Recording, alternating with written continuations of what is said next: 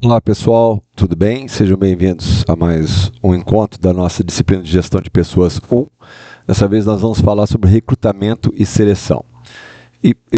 Tentando deixar isso aqui de uma forma mais simples, mais objetiva e vocês não terem que olhar tantos slides, porque esse é a que tem mais slides, mas é porque eu fiz questão de botar vários exemplos de fichas que a gente vai ver rapidamente aqui, mas que serve para que vocês possam rever no futuro. Primeiro, uma diferença entre recrutamento e seleção. O que é um, o que é outro? As pessoas, toda vez que eu pergunto o que vem primeiro, recrutamento ou seleção, invariavelmente me falam seleção.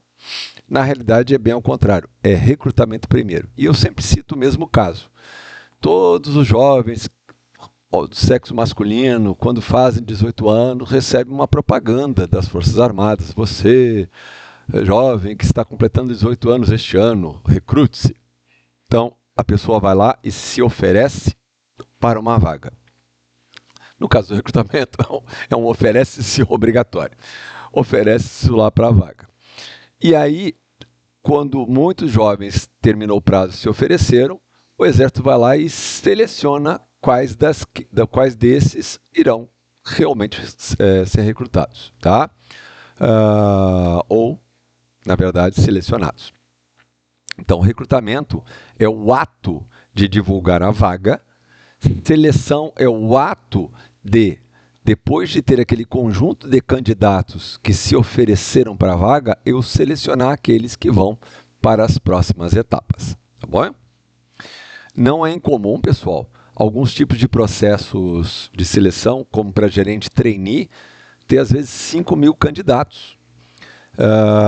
E no final das contas serem selecionados 30 e destes 30 sobrarem 8. Esse é um processo que costuma durar de 5 a 6 meses, boa parte das entrevistas são em inglês, e esse critério trainee, ele é a forma que a empresa tem, através do RH, de planejar as suas lideranças futuras.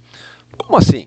Se a empresa já sabe que vai aumentar de tamanho, a empresa já sabe quantos daqueles diretores devem sair, uma média de experiência anterior, quantos daqueles diretores irão se aposentar e por aí à frente. Com esses dados, você lança essas vagas de gerente trainee, boas empresas fazem disso uma prática, e pasmem, daqueles 8 que eu falei que acabam sendo de fato selecionados e trabalhando, por 2 anos eles ficam em experiência.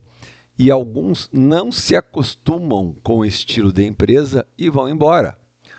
Poxa, mas e daí? Não, para o funcionário é fantástico, porque ele sai dali com uma bagagem de aprendizado que o torna com maior empregabilidade no mercado, porque ele já foi... É como se tivesse feito uma escola, tá?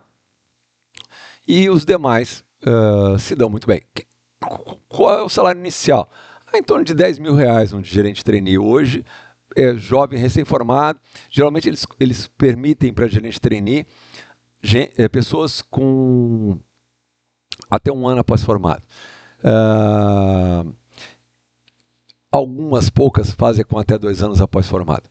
Não é muito comum, mas tem ambos, tá? E depois, daqueles 8, aqueles 4 ou 5 que resolveram ficar na empresa.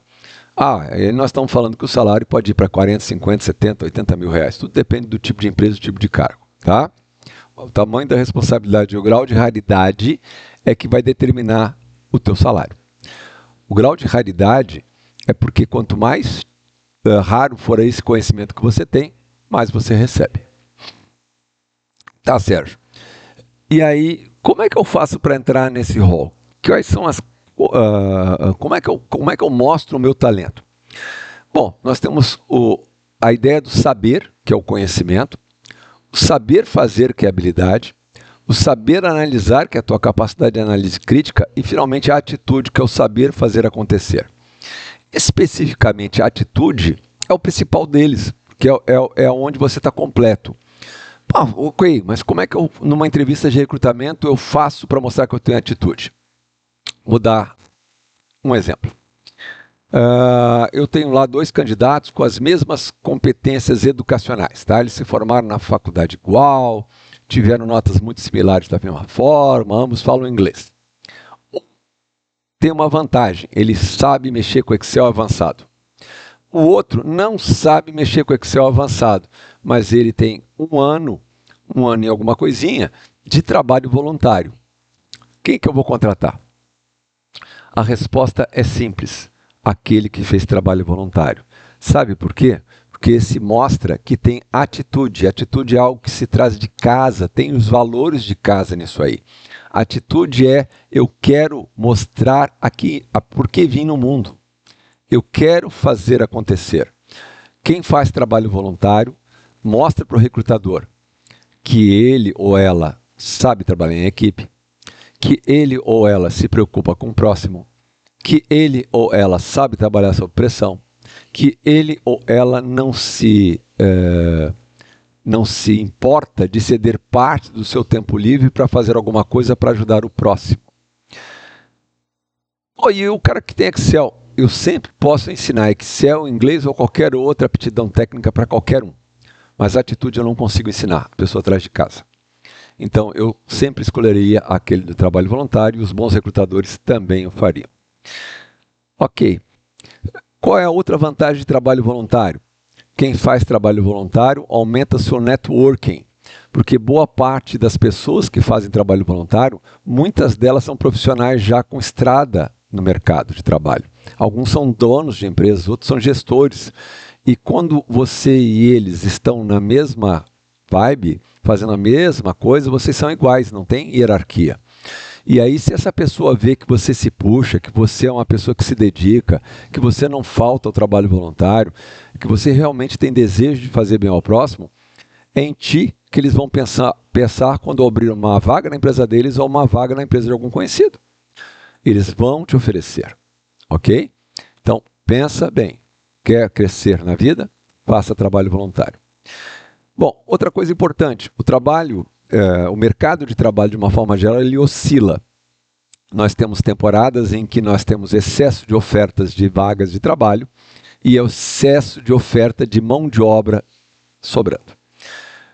Quando veio essa mudança de governo agora e passou o período da pandemia, nós passamos a ter muita gente empregada. Nós estamos mais ou menos com 4,5%, 4,8% de desemprego, que é uma taxa muito baixa. Não dá nem 6 milhões de desempregados. Poxa, mas 6 milhões é muita gente. É muita gente, tem que considerar um país igual ao nosso. Por que todo país tem uma faixa de desempregados? Porque essa é uma das formas que o governo tem de controlar a inflação. Se muita gente tiver com dinheiro para comprar, oferta e demanda fazem com que todo mundo queira comprar, com isso se eleva o preço das mercadorias. Se você não tem tanta gente assim podendo comprar, o preço das mercadorias fica sendo seguro. E com isso você segura a inflação. Mas por que a gente está com tanta gente empregada? Uma das razões é a tecnologia, que mudou a forma de você prestar trabalho. Uma boa parte das pessoas que estavam desempregadas hoje trabalham para aplicativos, ou entregando, ou fazendo entrega, ou transportando, ou levando gente de um lado para o outro. Né? Tem milhões de possibilidades por aí. E isso faz com que essas pessoas prefiram trabalhar nisso, mesmo que trabalhem 12 horas, do que trabalharem ganhando pouco e ainda subordinados a alguém que não está preparado para comandar. Tá? Então esse é um resumo desses slides aqui. Eu vou me permitir passar para aquilo que realmente nos interessa agora nessa discussão. Quando eu faço o processo de recrutamento, eu tenho duas possibilidades: o recrutamento interno e o recrutamento externo. O que é o recrutamento interno? Eu sou uma empresa grande e abro essa vaga, essa oportunidade, para pessoas de dentro da empresa poderem crescer. Nós temos uma empresa aqui no Rio Grande do Sul chamada Dio Cristo, é de Caxias do Sul. Daqui a pouco vem o nome. Tem a Marco Polo e tem a... Me escapou o nome. Ela está no setor logístico, ela é todo o setor metal mecânico, tá? O que eles fizeram? Eles espalharam computadores pela firma inteira, onde você tem as várias vagas ali, você digita qual a vaga você gostaria, você é funcionário, digita qual a vaga você gostaria, você vai saber qual é o salário aproximado daquela vaga e quais são as exigências para tentar uma oportunidade para aquela vaga. Puxa, por que isso? Porque dá tempo de eu me preparar, se eu quero aquela vaga, eu vou disputar com outras pessoas da mesma empresa ou outras pessoas de fora. Mas por que isso é legal de fazer recrutamento interno? Porque você mostra para o funcionário que ele não precisa ficar condenado naquela vaga para o resto da vida. Que ele poderá trabalhar em outro cargo naquela empresa. Isso me dá uma sensação de carreira muito boa que faz com que eu queira ficar naquela organização, que eu não queira sair. Tá, Sérgio, então por que não se faz só recrutamento interno? Porque às vezes você não tem as competências necessárias internamente. Você gastaria muito ainda para prepará-las e você precisa disso com mais velocidade. Então você também faz o recrutamento externo, que é para ter acesso a esses outros talentos que estão às vezes disponíveis e às vezes trabalhando em uma outra organização, mas que estão com um desejo de mudar. E aí você também abre vaga para elas. Vou citar um exemplo, agora não vou esquecer o nome, que é a Lojas Renner. A Lojas Renner trabalha muito bem com a parte de interno com externo e eles disputam em pé de igualdade. A grande vantagem de eu contratar um interno que já tem aquelas competências que eu estou precisando para a nova vaga é que o interno já conhece a organização. A adaptação dele vai ser muito mais rápida do que a de um externo.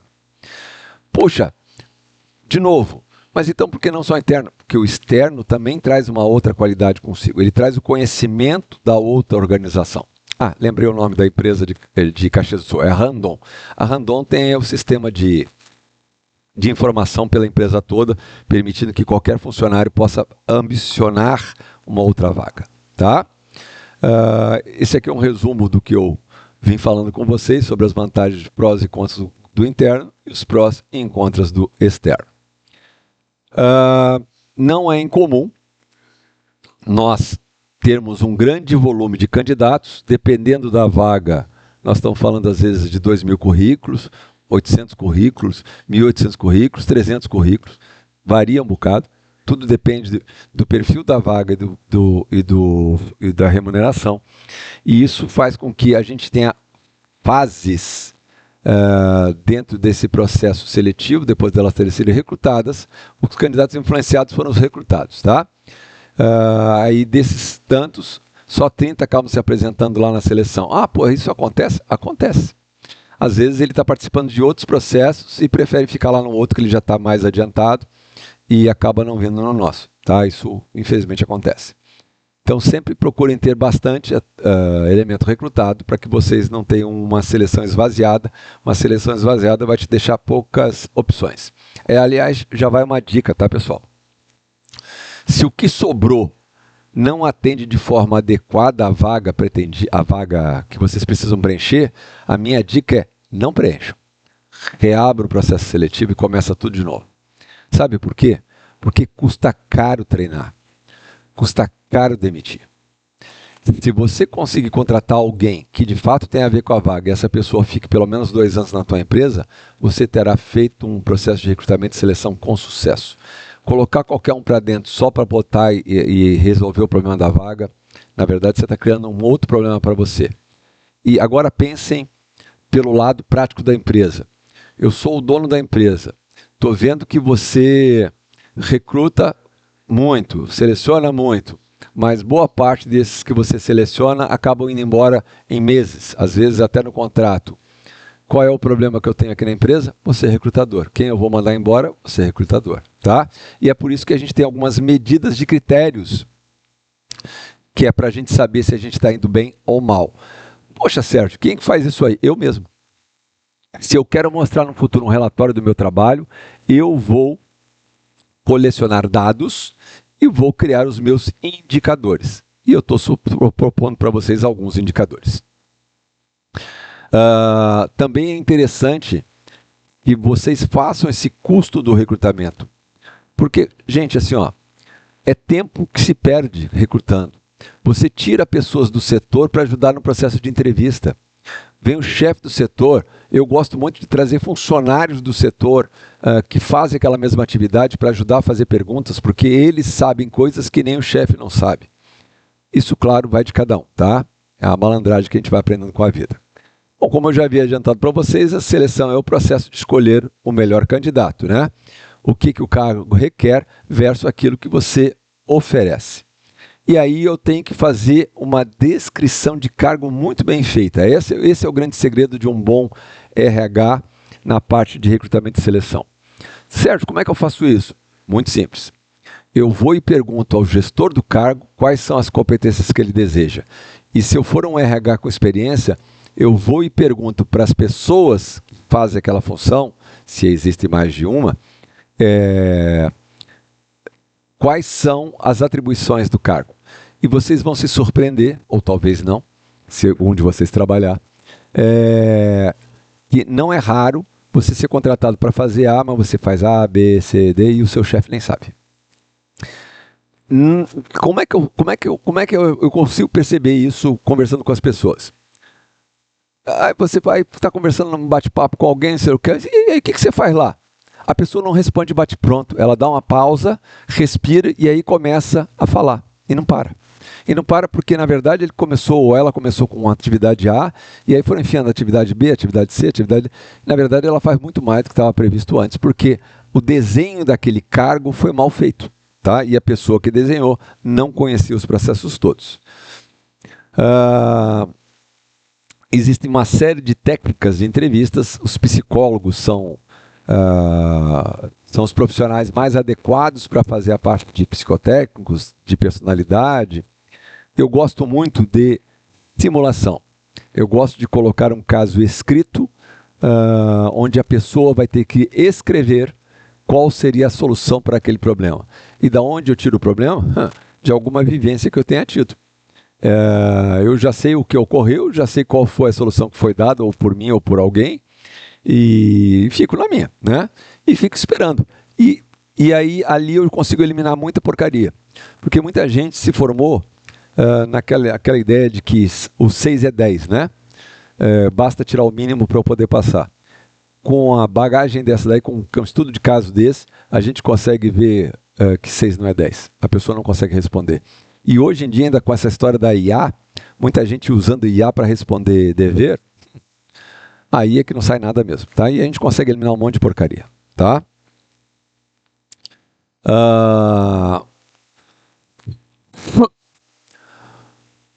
O que é linha, o que é staff? Linha é aqueles que são na linha de frente de fato, aqueles que vão de fato comparar aquele candidato com os resultados que você pretendia receber ou desejava receber. Ele vai te ajudar a aprovar esse candidato ou rejeitar esse candidato para a vaga pretendida, né? A função de staff dentro do RH é uma função de aconselhamento. Essa pessoa ou esse profissional do RH costuma preparar e treinar os gestores para técnicas de entrevistas. E existem várias técnicas para fazer entrevista e eu pretendo conversar sobre elas com vocês na nossa aula síncrona, tá? Me cobrem isso, não me deixem sem falar sobre isso. Extremamente importante que nosso cargo esteja bem especificado. Existe alguma série de testes que já estão muito manjados, como aquele da árvore com fruta, com chãozinho embaixo. Então tem que tomar cuidado, aquele dos risquinhos, tem que tomar cuidado de não ficar repetindo os mesmos testes, porque tem gente que já faz isso há tanto tempo que já sabe qual é a forma certa de fazer.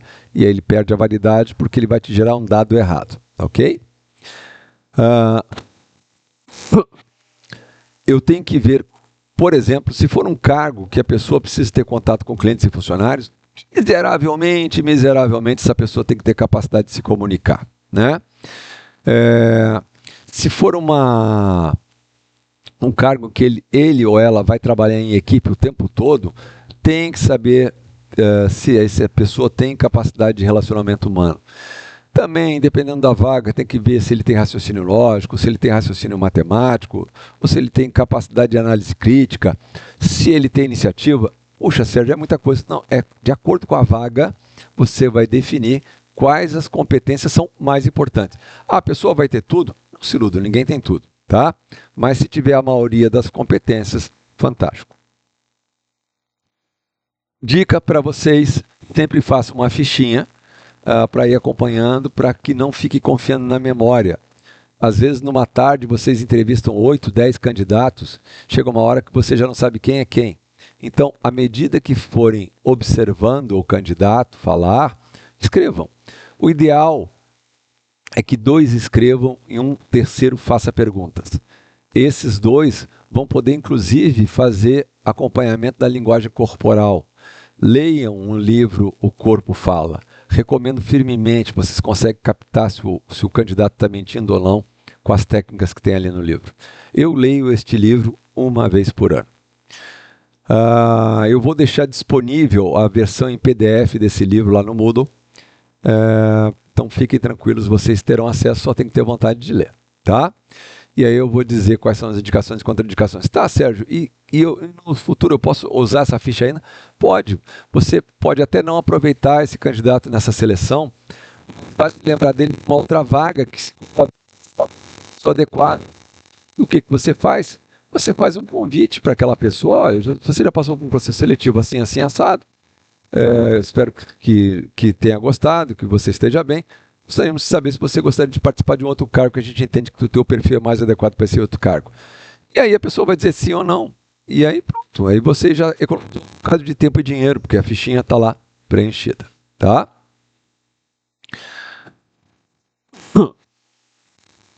Posso fazer provas? Posso fazer provas. Devo fazer entrevistas individuais? Com certeza. Posso fazer uma entrevista sem um roteiro pré-definido? Olha, se forem muitos candidatos, eu não recomendo. Por que não recomendo? Porque você vai ter alguns vieses como entrevistador que são perigosos. Você pode botar tendências nessa entrevista, porque você gosta mais de homem de 30 anos do que mulher de 30 anos. Você pode gostar mais de negros do que de brancos. Você pode gostar mais de brancos do que de negros. Você pode gostar de gente mais velha ou de gente mais nova. Isso tudo gera um viés danado na sua tomada de decisão. Quanto mais objetivas forem os teus testes e que você puder ter anotação para comparar com outros, mais chance você tem. E aí, também tem uma técnica que eu gosto bastante, que é a técnica de simulação, onde as pessoas fazem um roteiro e encenam esse roteiro, os candidatos. E aí você consegue ver quem é o líder natural, porque eles estão todos em pé de igualdade, quem consegue organizar, quem tenta aparecer mais do que os outros, esse é o perigoso, né? E não é a atuação em si que você vai estar vendo, mas sim a capacidade dessas pessoas se organizarem e gerarem um resultado legal lá no final. O grande barato das entrevistas de seleção é que ela consegue, o entrevistador consegue olhar para esse ser humano e ver a linguagem corporal. Poxa, Sérgio, quer dizer que em algum momento o ideal é que essas entrevistas, o mundo perfeito seria que essa entrevista fosse presencial? Sim. Que aí você vê braços e pernas. Num computador você vê no máximo o olhar e não é o ideal, tá? Há um gap de tempo em que às vezes você perde por que a pessoa reagiu daquela maneira. Então, o bom é que você consiga ir fazendo isso online o máximo que puder e quando tiver mais para o final de tomada de decisão, que traga ela de forma presencial lá para a entrevista. Deixa eu conversar um pouquinho com vocês sobre os algoritmos. As plataformas de algoritmos que tem por aí, uma mais famosa que tem é a Goop. Pessoal, o pessoal culpa muito a Goop, dizendo que ninguém passa pela Goop e tal, mas vamos fazer um meia-culpa aqui. O Goop é uma plataforma. Eu seleciono os campos da Goop que eu desejo. O que eu estou dizendo para o algoritmo da Goop? Olha, minha empresa é uma empresa do ramo da saúde, com 1.500 funcionários, 75% desses funcionários são mulheres entre 18 e 45 anos, 10% são homens entre 20 e 40 anos. Bom, então eu vou dando os dados, os perfis demográficos e tal, né? Quantos são brancos, quantos são negros. Tá, o que o algoritmo vai dizer? O que eles querem é uma pessoa que seja mulher entre tal e tal idade, que seja branca. Eu estou dizendo para o algoritmo o que eu quero. Sérgio, eu sou obrigado a botar essas características? Não. O que você pode botar só lá dentro? quais as competências você quer para o cargo. Não diga nem o gênero que você tem preferência. Não diga nem a idade, nem a escolaridade. Porque aí você vai ter a plataforma selecionando as pessoas que têm aquelas competências para o cargo e elas vão indo de um passo para o outro. Você não vai saber qual é a cor, qual é o tamanho, qual é o gênero, qual é a idade, nada. E aí vai chegar um ponto em que vai afunilando, que finalmente vocês vão ter uma chamada de vídeo que um vai conhecer o outro. E aí você pode se dar conta de que aquela pessoa não vai poder ir para frente porque talvez não tenha um nível de escolaridade que você demanda para aquilo, porque você não pediu isso lá atrás.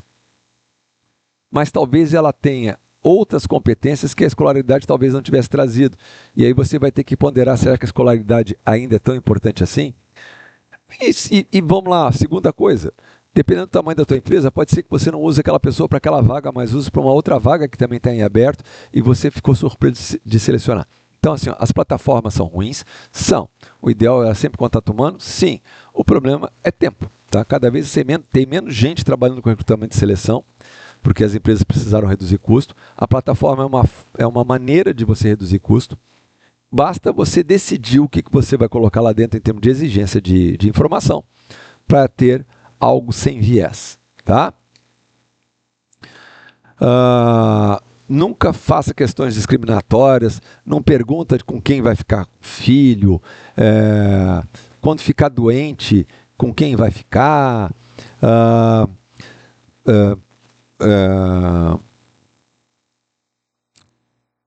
Procura não deixar a pessoa nervosa e angustiada. Então, tenta já quebrar o gelo logo de cara. Cria um bom clima. Ofereça um cafezinho, ofereça uma água. Isso é sinal de que você está tentando fazer o melhor. E sempre mantenha os seus olhos fixos no candidato. Quer saber se ele está mentindo ou se ela está mentindo?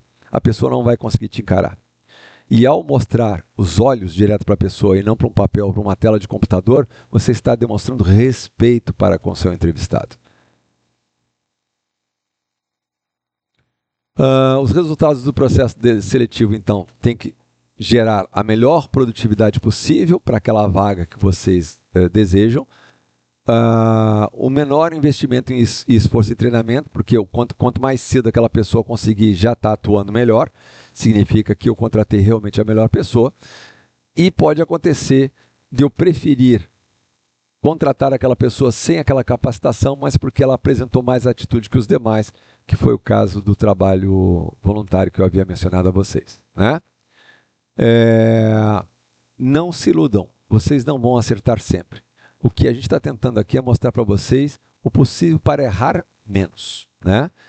Quanto mais insucesso eu tiver na substituição de alguém no cargo, mais eu apareço como um recrutador incompetente. Então pensem bem nisso, tá bom? Não permita que ocorra recrutamento se o perfil para o cargo não estiver bem definido. Nem inicia. A dica que eu dou pela minha experiência como gestor de 30 anos. Convide pessoas operacionais para fazer parte do processo seletivo. Quem tem que ter maior peso na hora de dizer sim ou não é o gestor da área, não você. Mas eu tenho psicólogos aqui trabalhando comigo. Bota na tua cabeça o seguinte, quem está lá no dia a dia naquele setor é ele ou ela, não é você. E sempre que for necessário, comece tudo novamente. Fique em branco a vaga, mas não seleciona qualquer coisa só para selecionar.